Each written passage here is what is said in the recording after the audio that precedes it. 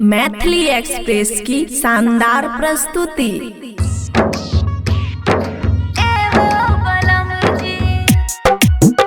खुशी recording studio बलुआहा।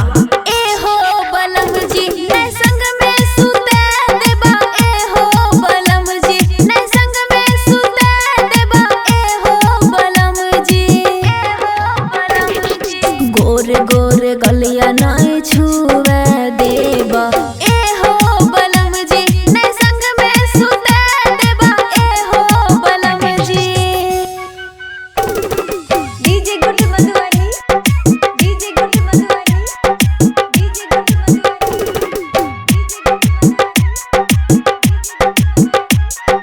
हमरा तू कहला बनाइबे दिल के रानी, बनाइबे दिल के रानी। इहा तो हमर बढ़ल छे परेशानी, हमरा तू कहला बनाइबे दिल के रानी। इहा तो हमर बढ़ल छे परेशानी।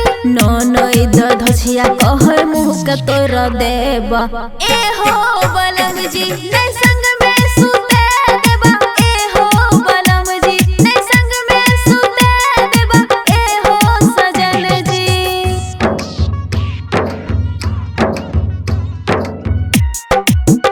खुशी रिकॉर्डिंग स्टूडियो बलुआहा। राइटर सुमित साजन आवे नहीं छदाया, आवे नहीं छदाया।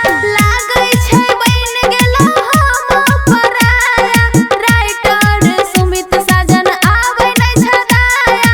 लागै छै बन गेलो हम पराया। जितना छ कमायल सब रुपया हमरा देबो, तब बलम जी हमें लग में सुते देबा। तब बलम जी हमें लग में सुते देबा, तबे बलम जी। खुशी रिकॉर्डिंग स्टूडियो बलुआहा।